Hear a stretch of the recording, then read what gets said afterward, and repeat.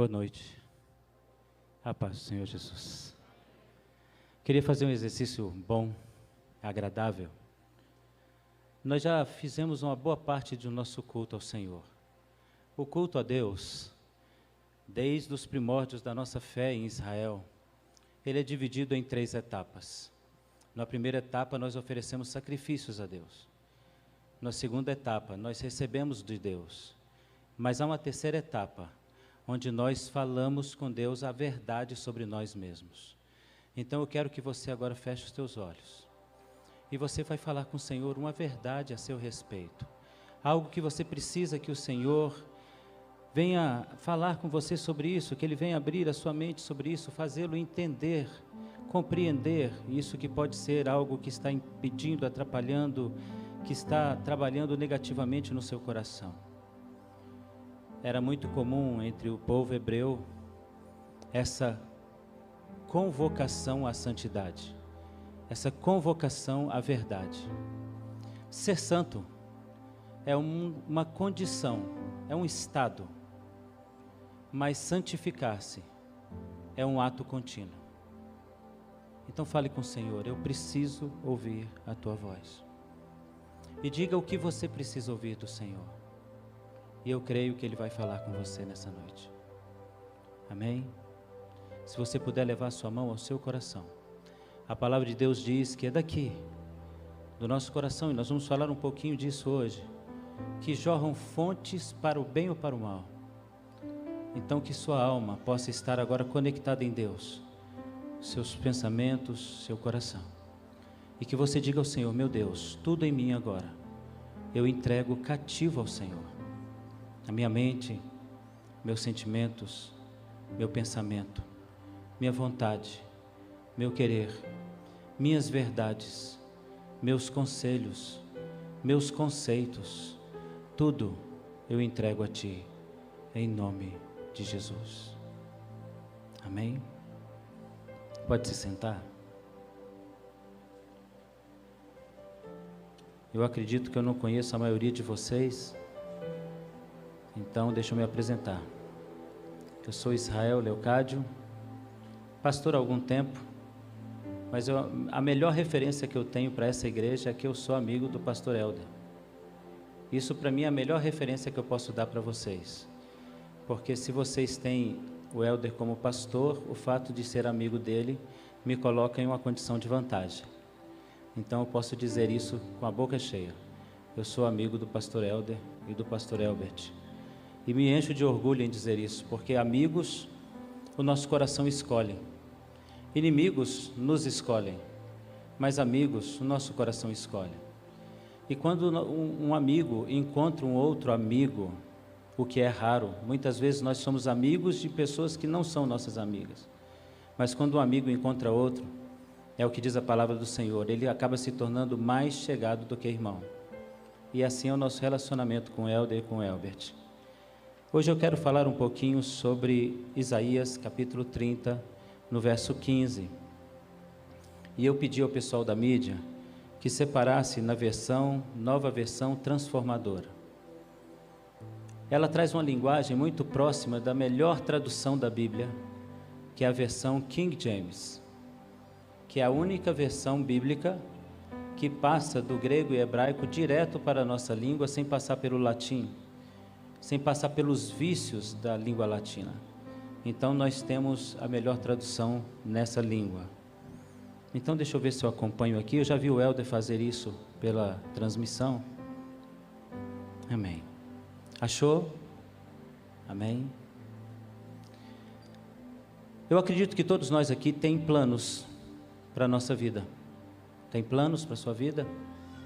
Hoje eu cheguei e encontrei amigos, e amigos contam sempre as coisas, as novidades, e as amigas que eu encontrei me falaram de planos. Você tem projetos na sua vida?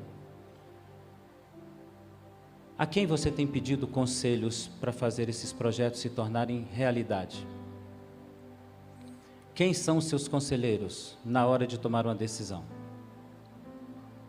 Como você toma decisões? Quais são os caminhos que você usa para tomar decisões? Há pessoas que confundem muitas coisas, elas costumam achar que o caminho para tomar uma boa decisão é gastar horas de oração, ou gastar tempo na leitura bíblica.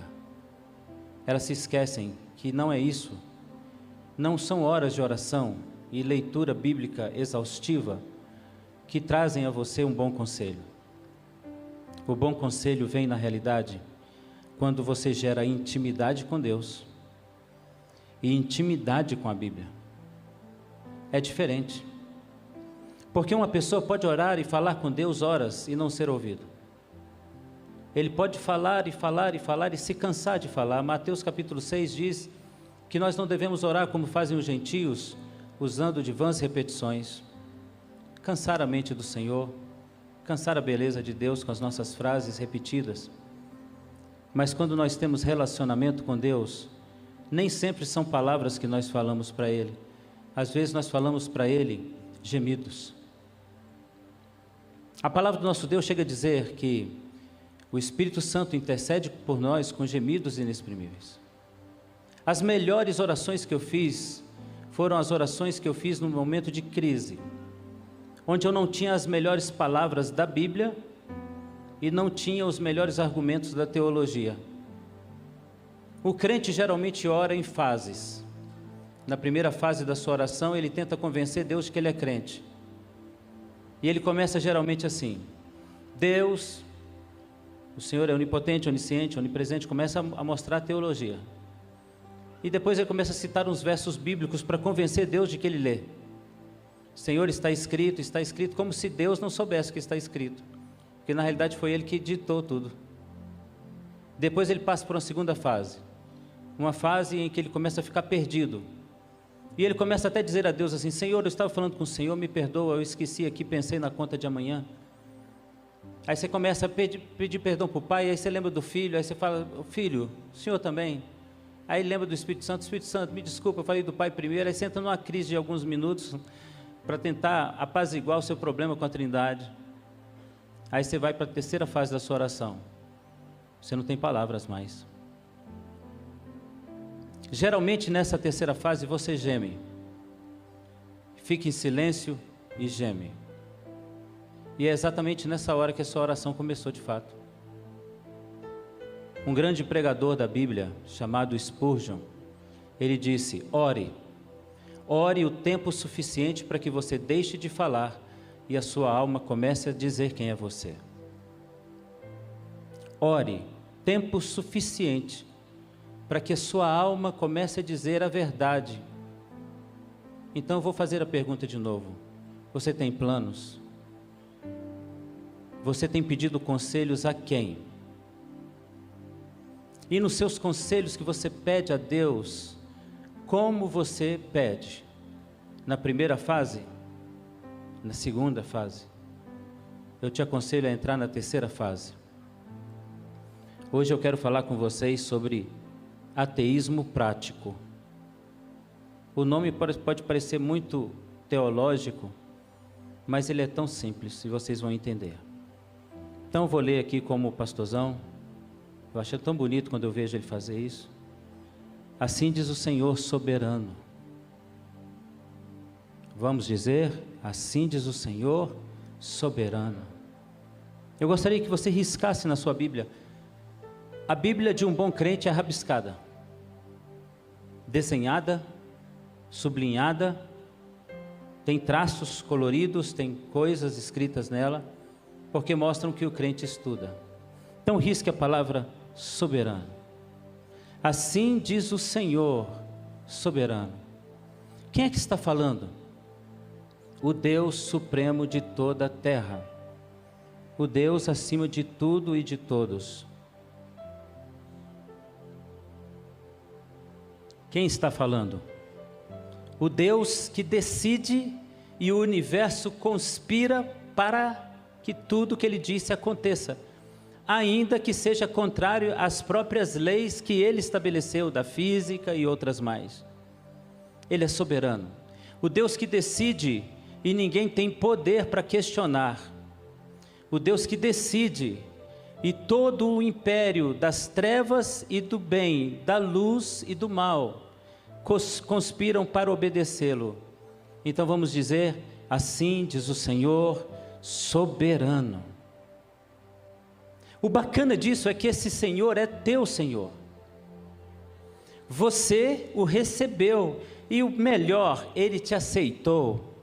A gente costuma dizer que vamos à igreja e aceitamos Jesus, mas isso é um engano, pelo menos um engano de expressão.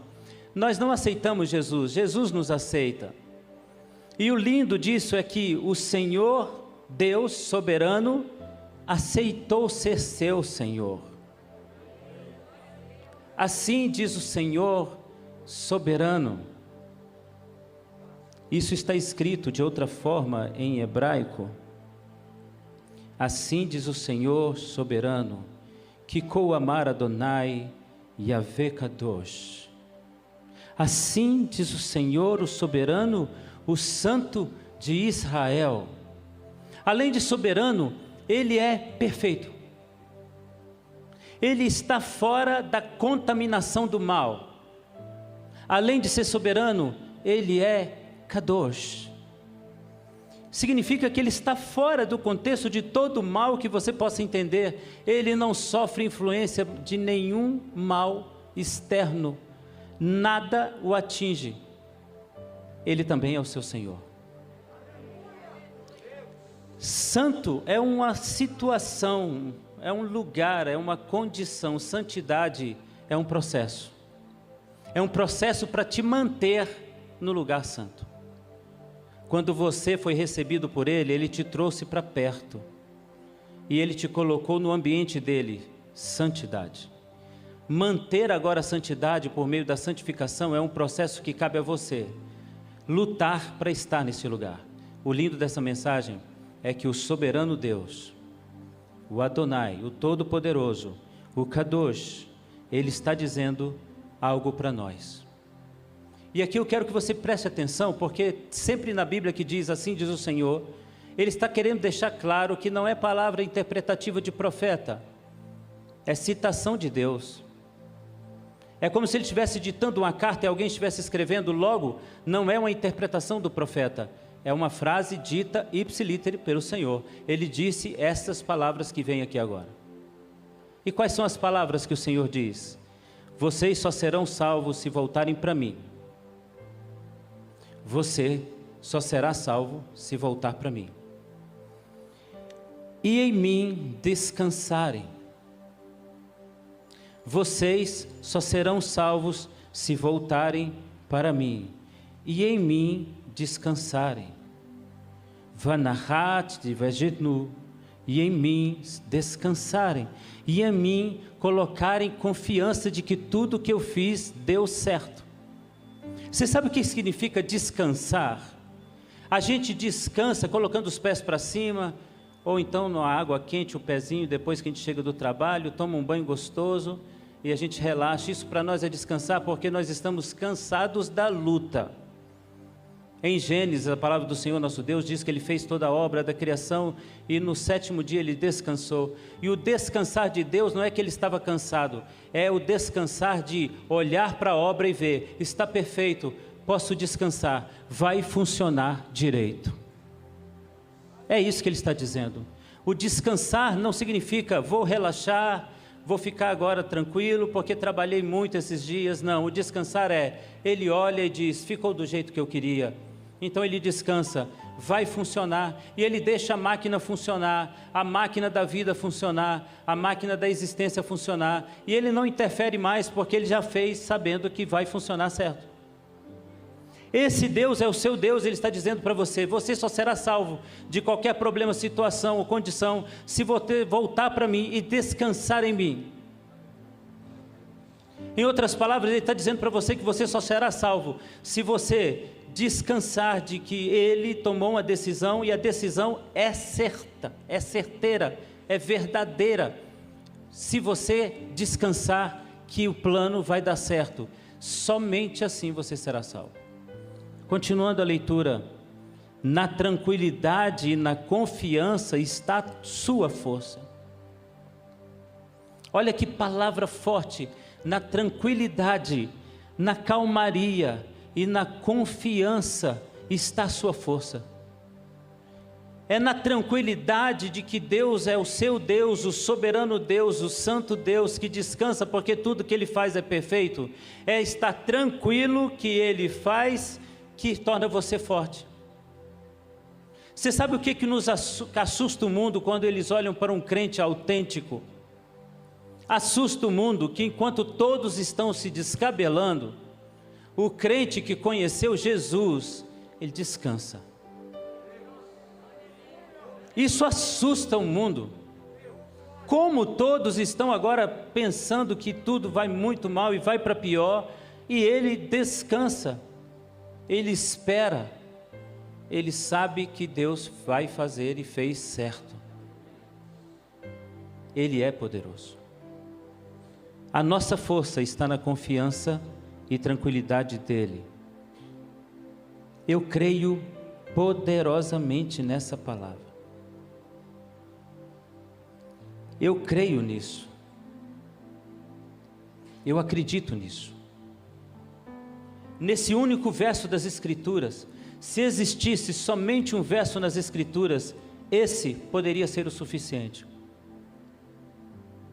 A Bíblia tem 1818 capítulos. 1188 capítulos. O versículo que está no centro da Bíblia é o Salmo 118, verso 8. Você não vai esquecer quantos capítulos tem mais. E lá está escrito: é melhor confiar no Senhor do que no homem. Eu confio nessa palavra. Nessa palavra que nós acabamos de ler, vocês só serão salvos se voltarem para mim e em me descansarem. Na tranquilidade, na confiança está a sua força. Está a solução do seu casamento. Aqui, nessa frase. Por isso eu quero que você risque esse versículo. Faça assim um risco ao redor do versículo. E se lembrem, se eu tiver algum problema, se eu tiver alguma luta, se eu tiver alguma adversidade, seja em qual área for, essa é a saída. Aqui está a saída da criação dos seus filhos. Aqui está algo que se aplica a qualquer área da sua vida. Seja o que for que você estiver enfrentando, a palavra do Senhor, que eu creio nela, diz: se você descansar em mim e voltar para mim, você vai encontrar tranquilidade, confiança, e isso será a sua força. Mas ao mesmo tempo que esse texto fala isso, ele fala uma frase inquietante: mas vocês não quiseram. Eu costumo dizer na igreja que é muito importante a gente aprender a ler a Bíblia de maneira correta. E como é que eu leio a Bíblia de maneira correta?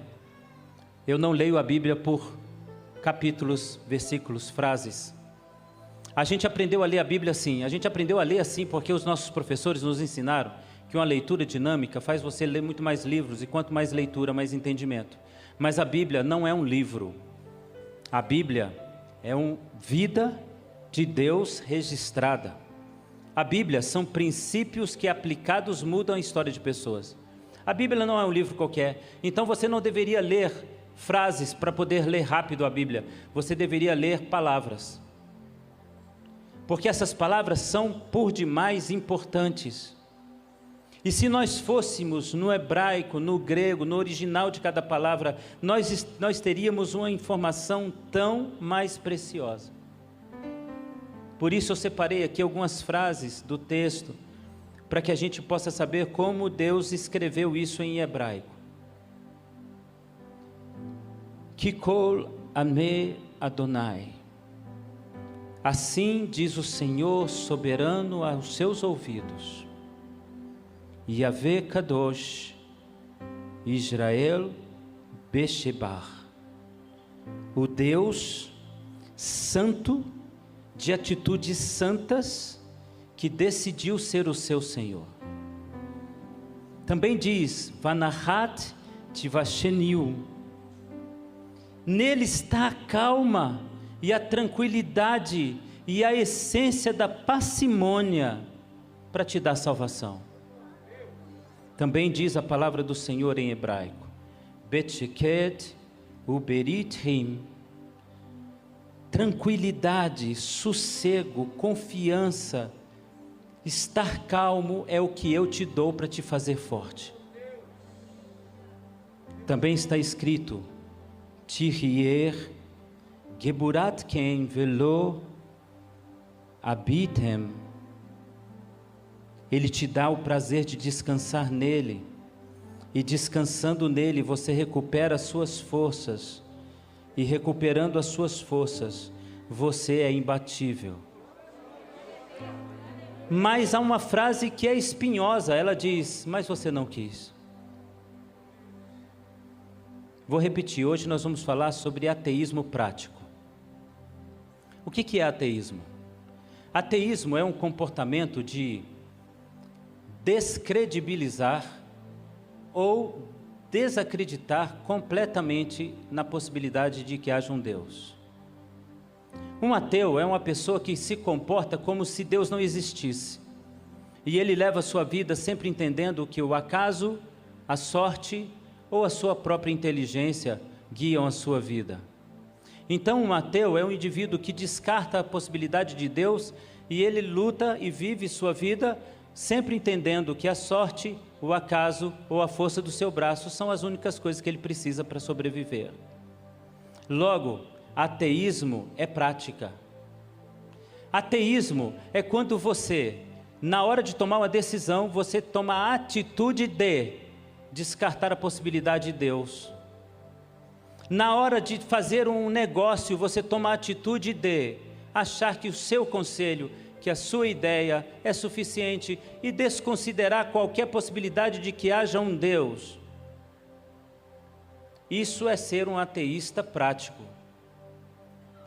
Quando eu leio aqui a palavra do Senhor, o Senhor me convida e convida você, o Senhor soberano santo, Ele sabe que vocês, se voltarem para Ele, se descansarem nele, a tranquilidade de vocês e a confiança nele será a sua força. E Ele diz, vocês não querem. Então eu estou entendendo que o meu Deus está dizendo, eu posso descansar nele, eu posso confiar nele, mas por alguma razão eu descarto essa possibilidade. Então deixa eu dizer para vocês uma coisa muito séria aqui. Por que alguém não ia querer, nesses tempos que nós estamos vivendo, ter paz, ter tranquilidade? Todos nós que estamos aqui queremos ter paz e tranquilidade. Na realidade, a gente se mata para ter paz e tranquilidade. E quanto mais a gente usa a força do nosso braço, parece que mais inimigos aparecem. Sempre que nós nos levantamos para agir, parece que o inimigo vem mais forte, mais feroz. Eu não sei se você tem a mesma impressão que eu, e eu vou falar agora uma pegadinha para você, então cuidado na hora que você responder. Você já teve a impressão de que você entrou na igreja e sua vida piorou? Ficou todo mundo sem jeito de dizer, né? Não é uma impressão, é um fato. A nossa vida piorou. Por que piorou? Porque estávamos cegos no meio de uma guerra e os nossos olhos foram abertos. Porque nós não tínhamos a ideia da força do inimigo e foi revelada a nós. Porque nós estávamos descalços e agora descobrimos que há pedras. Porque nós estávamos desarmados e descobrimos que o inimigo tem até bomba atômica. Então o temor, o medo, o receio, a ansiedade, a angústia tomaram conta de nós. E nós, para resolver isso, resolvemos lutar com a força do nosso próprio braço. A força do nosso próprio braço. Por que alguém não vai querer ser feliz? Isso não faz o menor sentido. Porque alguém não quer paz, não quer descanso. O contexto, para você entender que as pessoas estão negando serem fortes e viverem em paz, está no livro de Isaías, no capítulo 30, no verso 1. Vá comigo em Isaías 30, 1. Ai dos filhos rebeldes, diz o Senhor, que executam planos que não procedem de mim, fazem alianças sem a minha aprovação. para acrescentarem pecado sobre pecado. Eles descem para o Egito e ao consultar, buscando refúgio em Faraó e o seu abrigo nele. Olha para mim. Onde está o segredo da nossa derrota? Está na indiferença. Diga comigo, indiferença. A indiferença, na realidade, ela é um pecado. A indiferença é um comportamento pecaminoso de ignorar a presença e a sabedoria de Deus em horas necessárias e oportunas. A indiferença está em saber que temos um Deus todo-poderoso que pode tudo, absolutamente tudo, e nós ignoramos o poder e a glória desse Deus para resolvermos as coisas do nosso jeito.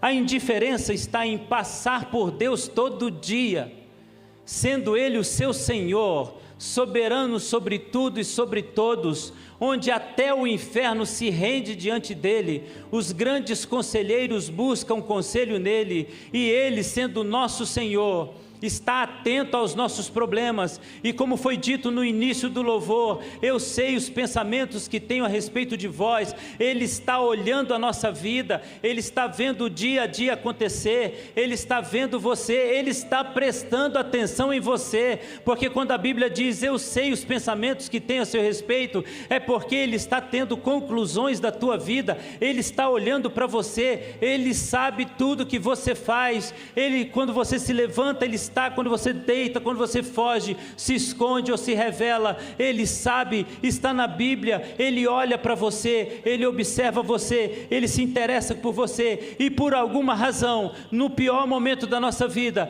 nós ignoramos a Ele. Eu quero dizer talvez a poucas pessoas aqui presentes, uma verdade: a sua derrota está no fato de você ser um ateísta prático. Você vem aqui, declara-se servo do Deus vivo, diz que ama o Senhor, diz que está por Ele, vive por Ele, mas na prática, você deixa para procurá-lo depois de todas as suas tentativas serem frustradas. Então, você está simplesmente ignorando o Deus de sabedoria e você está sendo um ateu, na prática. Porque quando eu tenho um Deus que é dono de toda sabedoria, e na hora da minha luta, eu o procuro depois de tentar todas as alternativas, então eu estou sendo um ateu de fato. Você sabe qual que é o triste dessa palavra, irmãos? A sua Bíblia que está nas suas mãos não foi um livro escrito para evangelizar ninguém. Ela não é um livro evangelístico. Ela não é um livro que foi escrito para você levar para um ímpio e ele lendo se converter. Ela é um livro que foi escrito para crente. Moisés escreveu o Pentateuco para Israel. Israel é povo de Deus. Os profetas escreveram os livros e as cartas para Israel e Judá. Israel e Judá são povo de Deus.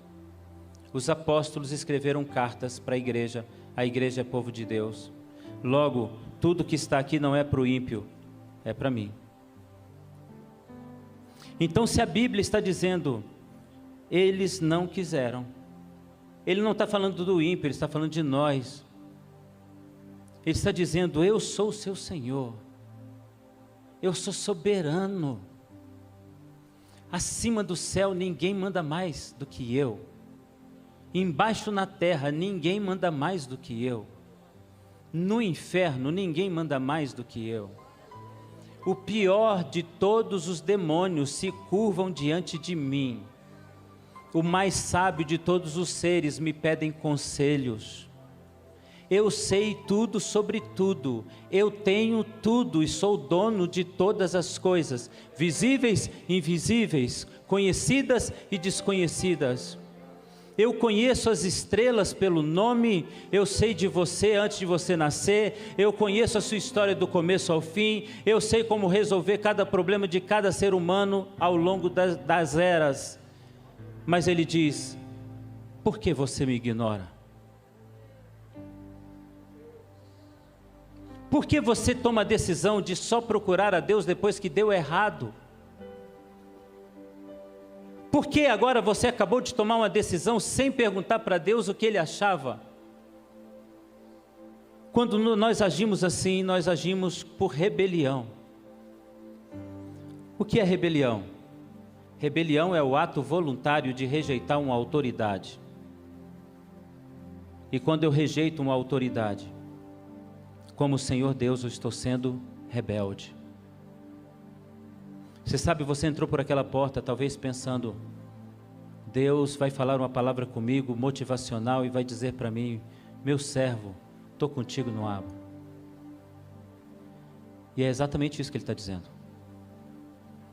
Meu servo, minha serva, sempre estive contigo e nunca abri mão de você, mas você não está comigo no mesmo nível.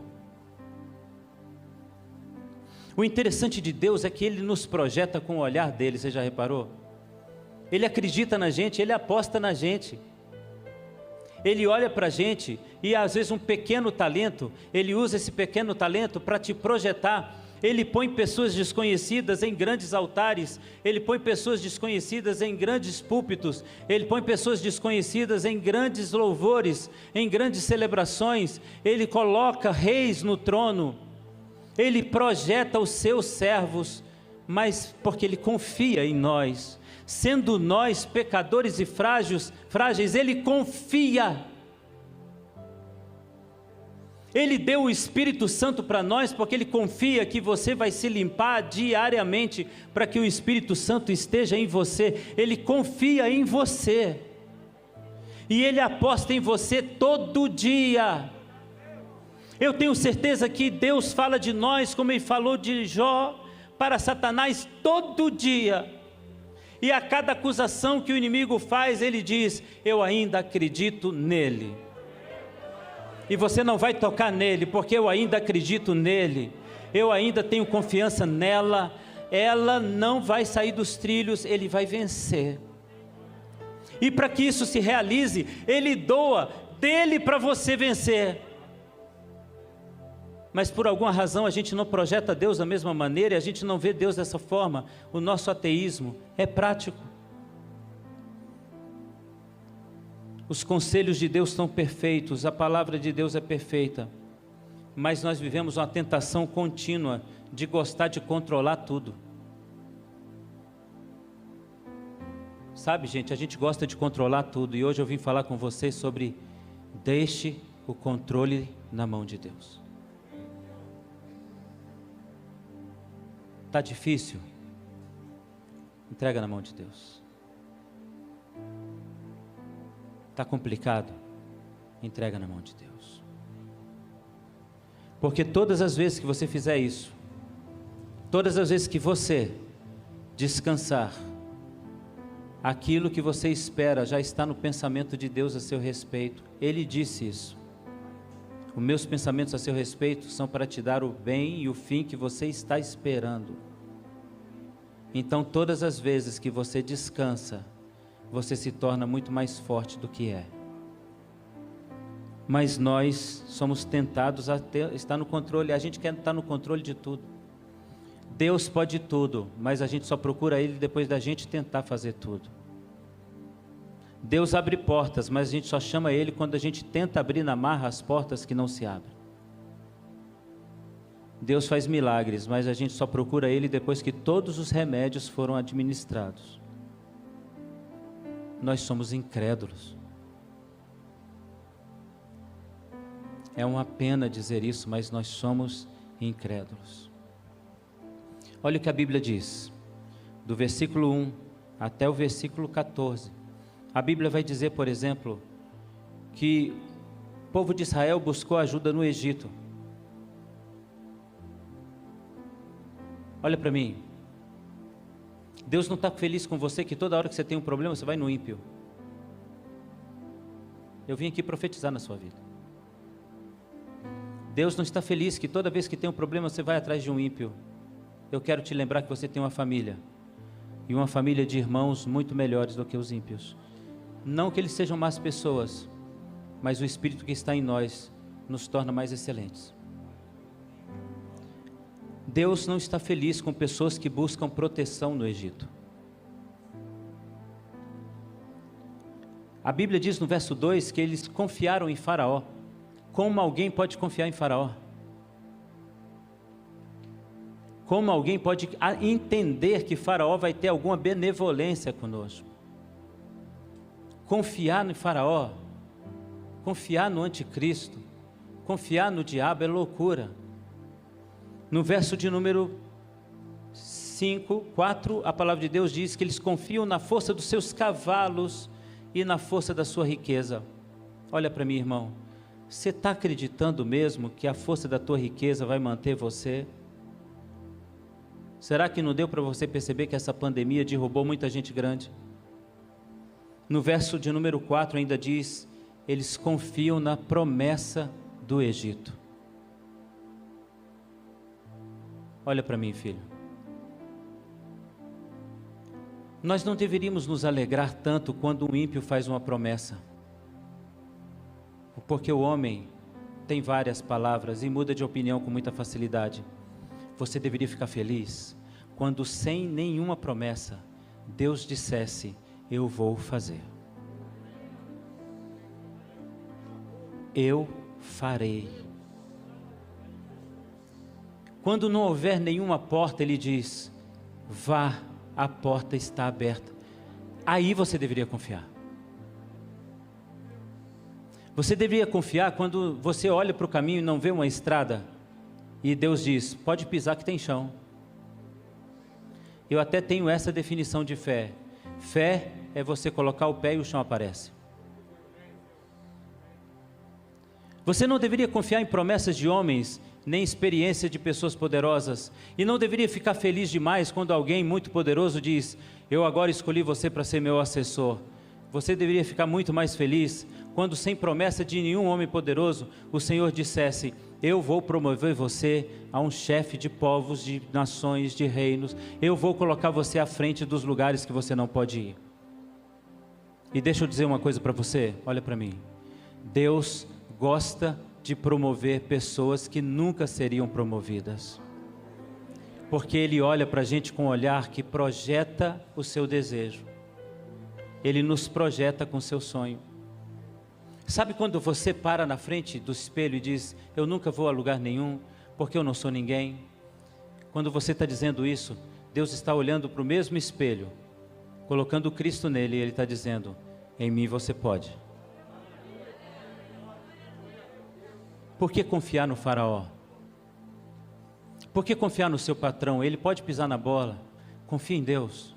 Melhor é confiar em Deus do que nos príncipes. Melhor é confiar em Deus do que no homem. O verso 8 do texto que nós estamos lendo, o Senhor faz um relato de confiança em homens, em poderes, em pessoas, em Faraó, em Misraim, que é Israel, que é o Egito. E ele então diz no verso 8: agora escreve estas palavras, pega uma tabuazinha e escreve essas palavras, que elas vão permanecer até o fim perpetuamente. Olha para mim, Deus está dizendo algo aqui revelador e sensacional, incrível, lindo. Ele está dizendo: pega papel, escreve num papel que pode ser rasgado, jogado fora, queimado, molhado e se dissolver.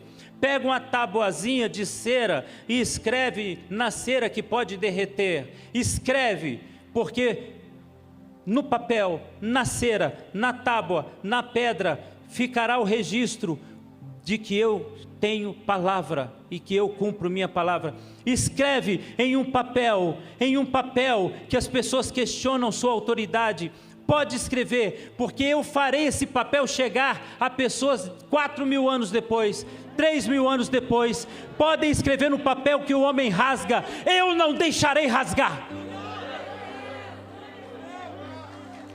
eu não deixarei que seja rasgado. O Senhor está dizendo isso para mim e para você. Deus escreveu promessas. O homem teve milhares, centenas de milhares de oportunidades de queimar tudo, mas não puderam. E porque eu estive parando aqui pensando hoje, Senhor, por que o Senhor colocou aqui, escreve numa tabuazinha? Porque, irmãos, não há nada mais simples do que uma tábua de cera. Até o sol derrete. E o Senhor está dizendo, pode escrever na tábua de cera, vai permanecer.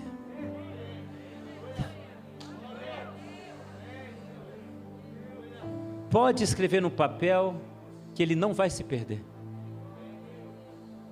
É decreto meu. E decreto meu não passa. Passa céus e terra, mas as minhas palavras não passam. E ele diz, escreve para testemunho deles. Você sabe qual que é o nosso problema, irmãos? Nosso problema se chama tempo. A gente tem pressa. Não é, irmão? A gente tem pressa. E hoje eu quero falar com você sobre tempo certo do Senhor. Mas antes, eu queria pedir a alguém do louvor aqui, uma voz, pode ser você, irmão, que cantasse uma canção que tiver aí no seu coração, que fale de confiar em Deus.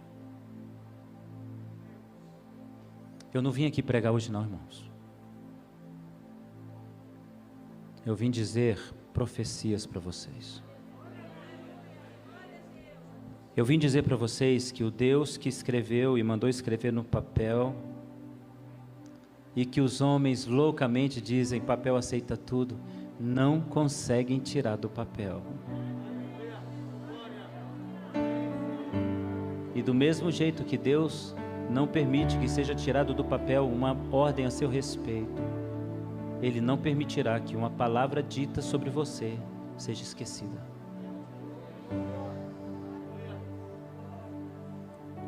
Leve tua mão ao teu coração.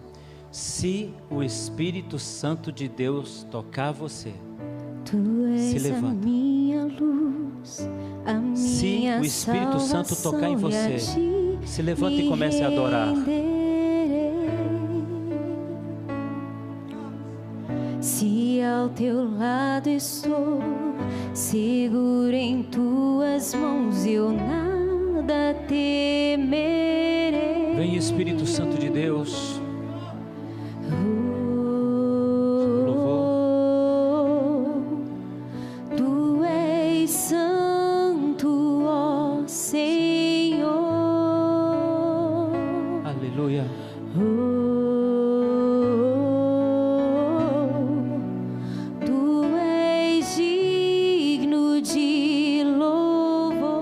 Repetir essa frase de novo.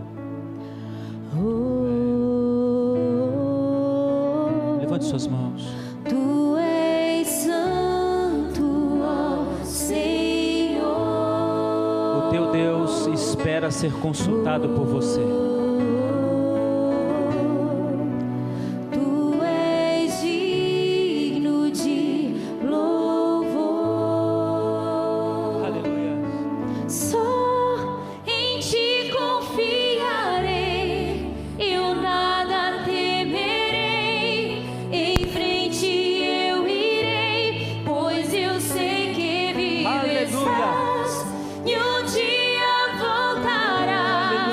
Do céu pra nos buscar, pra sempre reinarás, aleluia.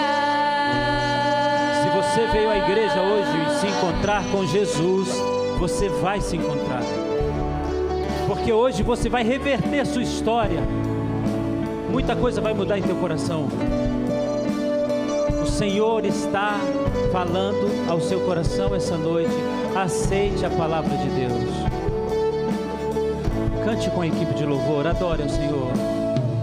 Tu és a minha luz, a minha salvação, e a ti me renderei.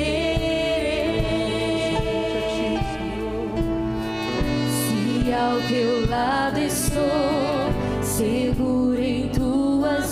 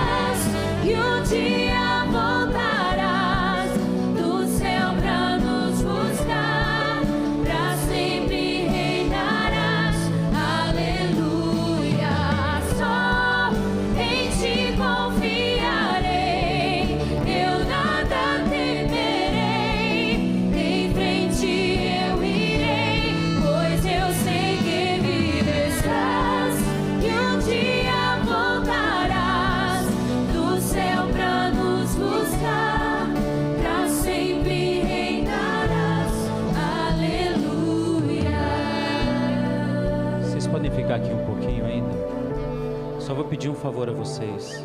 Se o Espírito Santo visitar vocês, deixa. Tá bom?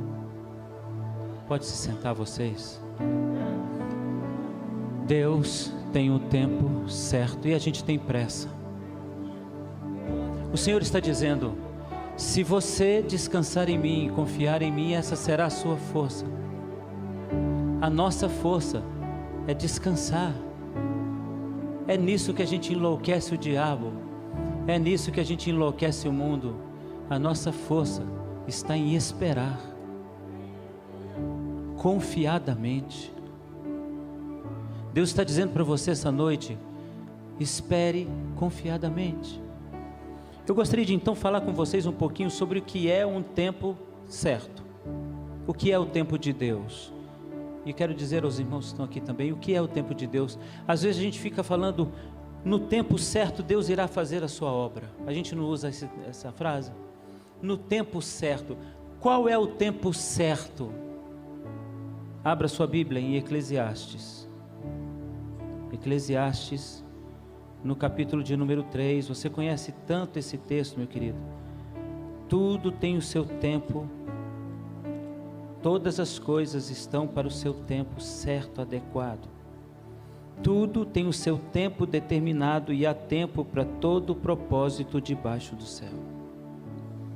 Há tempo de nascer e de morrer, de plantar e arrancar o que se plantou, de matar e de costurar, de derrubar e edificar, de chorar e rir, de prantear e de saltar de alegria, tempo de espalhar pedras e de ajuntar pedras, tempo de abraçar e de afastar de se abraçar, tempo de buscar, tempo de perder, de guardar, de deitar fora, tempo de rasgar, tempo de coser, tempo de estar calado, tempo de falar, tempo de amar e tempo de aborrecer, tempo de guerra e tempo de paz. Anote aí na sua Bíblia agora. O que é o tempo de Deus? Primeiro, o tempo de Deus é o tempo apropriado. O que isso significa? É o tempo que acontece para um propósito, ele é apropriado. O tempo certo é o tempo onde certas coisas devem acontecer naquele tempo. Isso é o tempo certo. Esse é o tempo certo que Deus vai fazer as coisas. Quando aquilo tiver que acontecer naquele momento, por exemplo, não se faz festa no luto e não se chora de tristeza em uma festa, porque todas as coisas têm o tempo certo. Então o tempo certo é o tempo onde Deus coloca as coisas no momento adequado.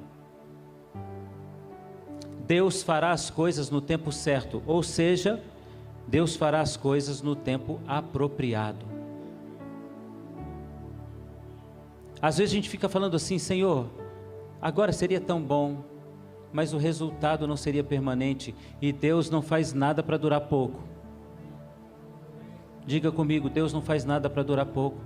Deus poderia fazer agora, mas Ele vai fazer no tempo apropriado, porque a palavra do nosso Deus nos diz que o tempo do Senhor e as coisas do Senhor duram perpetuamente. Ele não vai fazer algo que vai se destruir logo depois. Ele vai fazer e vai manter na vida de vocês. O que é o tempo apropriado? O tempo certo é um tempo necessário para certas coisas. O tempo certo é o tempo onde cada coisa acontece no momento certo e dura o tempo certo. O tempo certo é o tempo necessário.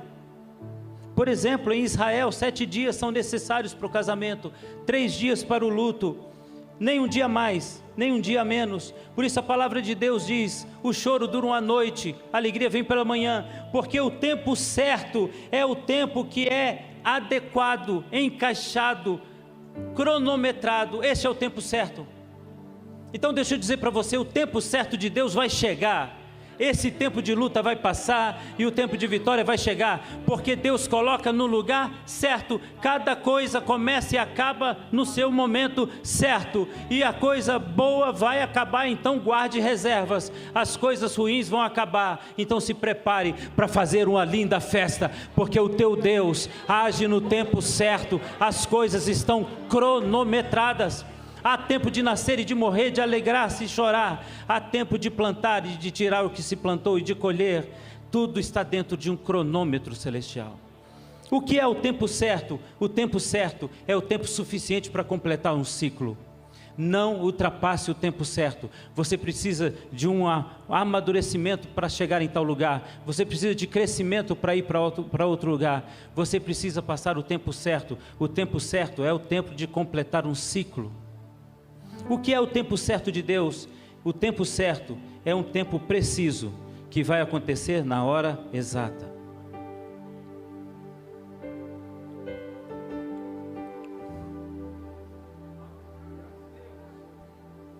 O Senhor nos diz uma verdade tão forte.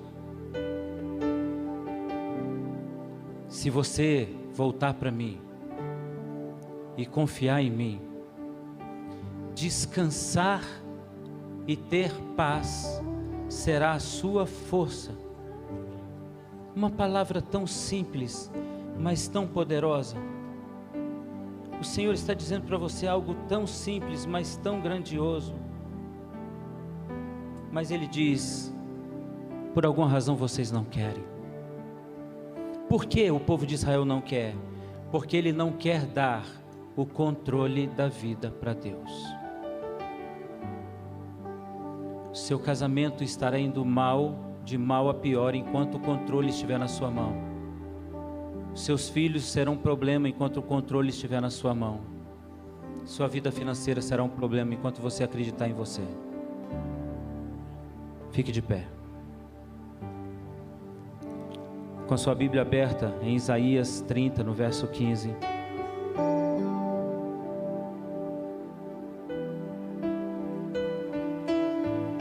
Eu tenho certeza que eu vim aqui, irmãos, para falar a alguém e para falar da parte do Senhor para alguém. Deixa a sua Bíblia em Isaías capítulo 30, no verso 15. Porque assim diz o Senhor soberano.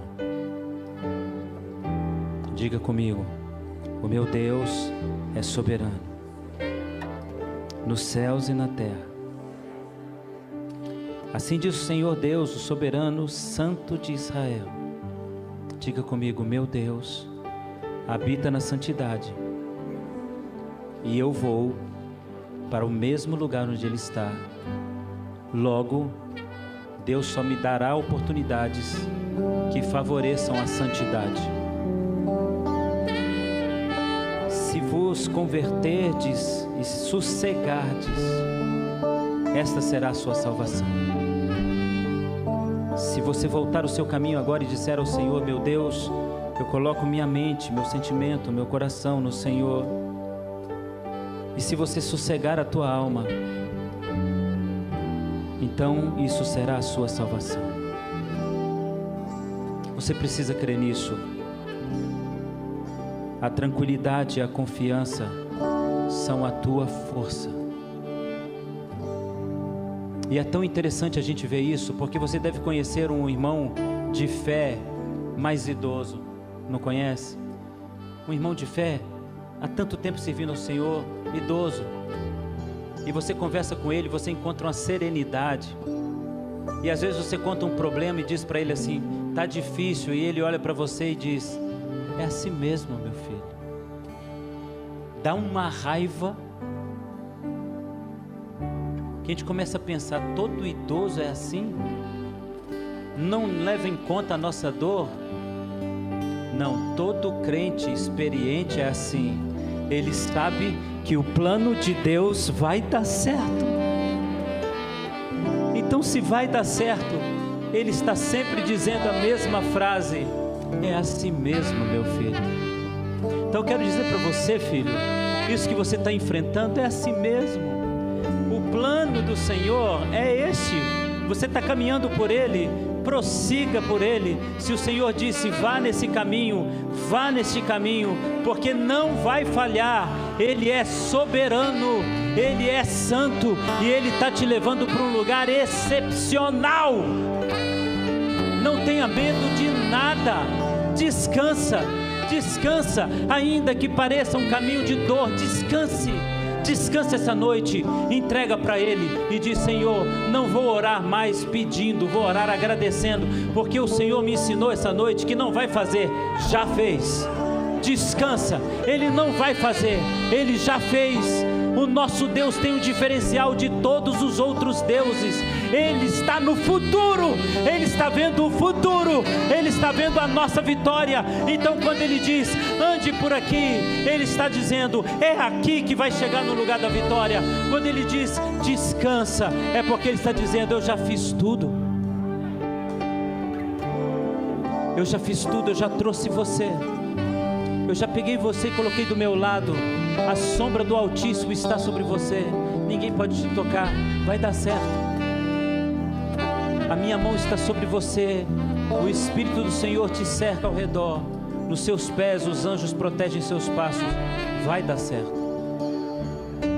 Se o Senhor é por nós, quem será contra nós? Se você descansar no Senhor e confiar, essa será a sua força. Eu quero só falar uma pequena palavra aqui agora, que me recordo nesse momento, de um irmão em Cristo. Sabe aquele irmão em Cristo que tem tanta fé que chateia a gente? A gente às vezes atravessa lutas e chama ele para orar. Vamos orar, irmão, que olha, está pesado esse mês. Aí ele olha, tá tudo bem, pastor? Como assim tá tudo bem, irmão? Eu estou aqui chamando você para orar porque tem uma coisa aqui que está difícil. Tá não, pastor? Sobe no ombro de Deus. Na hora dá uma raiva desses crentes. Sobe no ombro de Deus. O Senhor está olhando de baixo. Olha de cima. Você vai ver diferente. Então deixa eu dizer uma coisa para você. Quem é filho de Deus está no colo de Deus. E no colo de Deus você vê de cima. E vendo de cima, você sempre vai entender que descansar no Senhor e confiar no seu poder é a nossa força. Quem quer descansar e ter paz, levante suas mãos. Certamente agora vai acontecer algo que não depende nada de mim. Só o Espírito Santo pode fazer isso. Ele vai caminhar agora. E essas mãos erguidas, e aqueles que estão em casa também nos acompanhando, essas mãos erguidas, são mãos que estão estendidas para o Espírito de Deus que vai passar aí onde você está. Ele vai tocar em você. E Ele está dizendo para você, abandona o teu plano. Aceita o meu plano.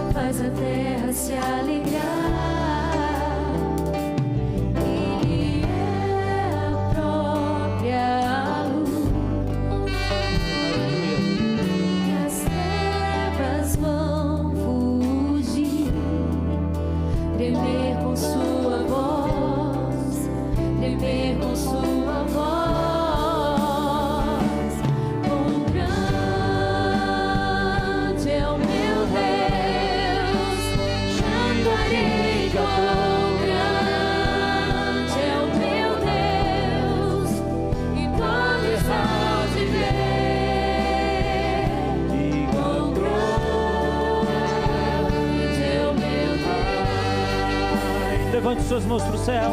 Ouça isso, ouça isso, ouça isso. Gadol Elohai Shiroki Gadol Elohai Ko Echad Yireh Ki Gadol Elohai. Todos juntos, quão grande.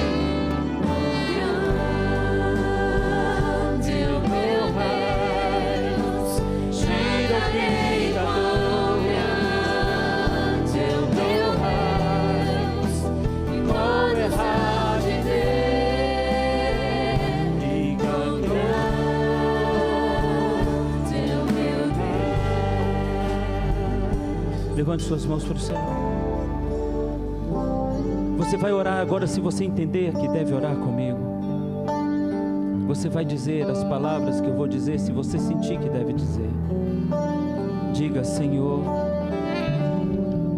eu descobri que sou forte quando confio, que sou forte quando descanso.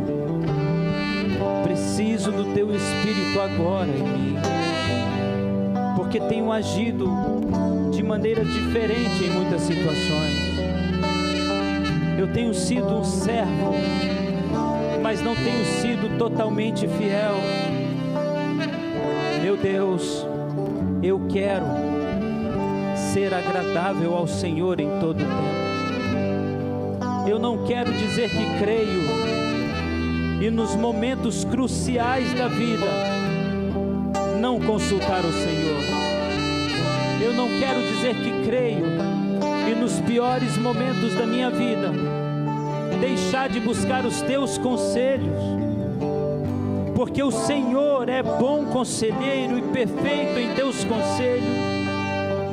Senhor Deus vivo de Israel, Deus eterno e sublime, Deus que faz o impossível acontecer, Deus de milagres, Deus de poder, Deus de graça, eu entrego o meu caminho nas Tuas mãos, os meus planos, a minha agenda está nas Tuas mãos. Aquilo que o Senhor disser sim, eu farei. Quando o Senhor disser espera, esperarei. Quando o Senhor disser que não vai fazer, eu vou aceitar, porque sei que descansar e confiar em Ti é a minha força. Meu Deus, soberano, poderoso, eu sou Teu servo, Senhor. Leve Tua mão ao teu coração. Quero que o louvor cante novamente essa frase.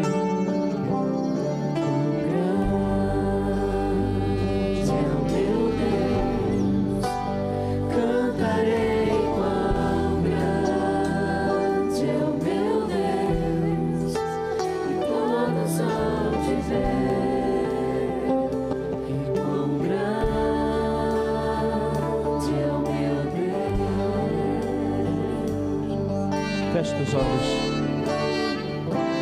Assim diz o Senhor a esta igreja: Ele é o Senhor de ontem, de hoje e eternamente. Em nenhum dos seus conselhos Ele faltou, e também aqui entre vocês Ele nunca faltou, e Ele nunca faltará. Escrevam tudo o que foi dito hoje, porque o futuro mostrará que o Senhor não vai mudar essa promessa. Se você se voltar para Ele e acreditar nele, você vai encontrar o descanso e a paz, e serão a tua força. Em nome de Jesus, assim eu falo ao Senhor, pelo Senhor a vocês, em nome de Jesus. Amém. Pastor, se me permite, você entrou aqui com algum problema? Levante a mão. É claro que todo mundo entrou, mas um problema daqueles que incomodam muito e que você está perto para tomar uma decisão, mas você não está muito seguro dela. Levante uma das mãos. Eu quero orar por você. Você está enfrentando alguma luta? Daquela que amanhã, depois de amanhã, semana que vem, você tem que tomar uma decisão? Levante suas mãos. Você sabe que Deus faz coisas extraordinárias. Ele inventou esse culto hoje, inventou de me trazer hoje aqui, só para dizer para você que levantou a mão, que Ele está vendo, se importando, e Ele vai atender o seu clamor.